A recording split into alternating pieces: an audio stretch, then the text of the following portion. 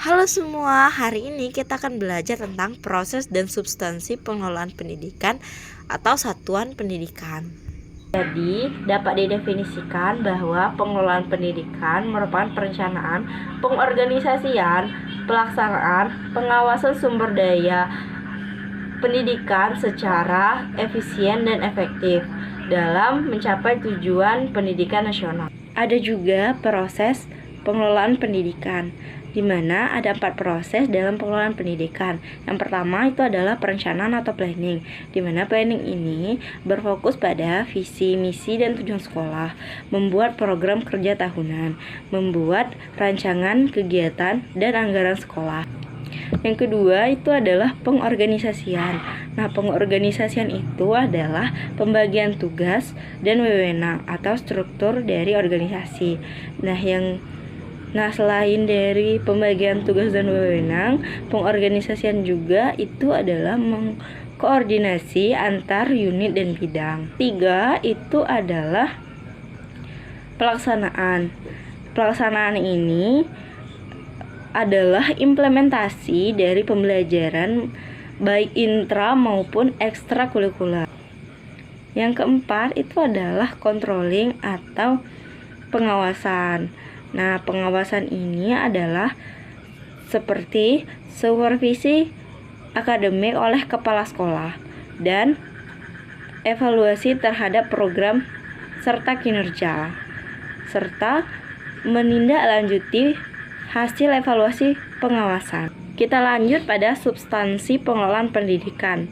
Menurut SNP, ada 8 bidang dalam substansi pengelolaan pendidikan. Yang pertama itu adalah pengelolaan kurikulum. Nah, pengelolaan kurikulum ini adalah mengembangkan KTSP dan kurikulum merdeka, penyusunan silabus dan RPP, modul berdiferensi. Yang kedua itu adalah pengelolaan tenaga pendidik dan kependidikan, rekrutmen, penempatan, pembinaan, pengembangan profesional. Nah, yang terakhir itu adalah penilaian kinerja, PKG atau PTKP. Yang ketiga itu adalah pengelolaan peserta didik, di mana ada PPDB, penerimaan peserta didik baru, pembinaan, bimbingan, dan konseling, serta pencatatan data peserta didik atau DAPODI. Selanjutnya itu adalah pengelolaan keuangan, di mana pengelolaan keuangan ini ada bantuan operasional sekolah seperti BOS, penyusunan RKAS, dan laporan pertanggungjawaban keuangan. Nah, yang selanjutnya itu adalah pengelolaan sarana dan prasarana, di mana pengelolaan sarana dan prasarana ini merupakan inventarisasi aset sekolah, pemeliharaan, dan pengadaan fasilitas, serta standar kelayakan sarana belajar.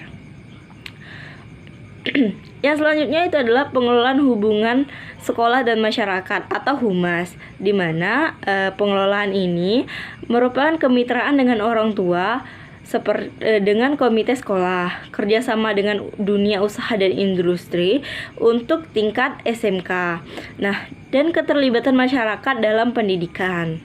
Terakhir itu adalah pengelolaan administrasi dan ketatausahaan, di mana pengelolaan administrasi dan ketatausahaan ini merupakan arsip dan dokumentasi sekolah, sistem informasi manajemen sekolah atau SIMS, dan pelaporan ke Dinas Pendidikan. Kita masuk ke materi selanjutnya, yaitu prinsip-prinsip pengelolaan pendidikan, di mana prinsip-prinsip pengelolaan pendidikan itu ada 6.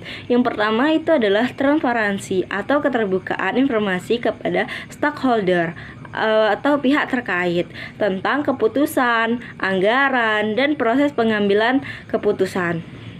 Yang kedua itu adalah akuntabilitas, di mana akuntabilitas ini adalah pertanggungjawaban atas keputusan dan anggaran yang telah diambil.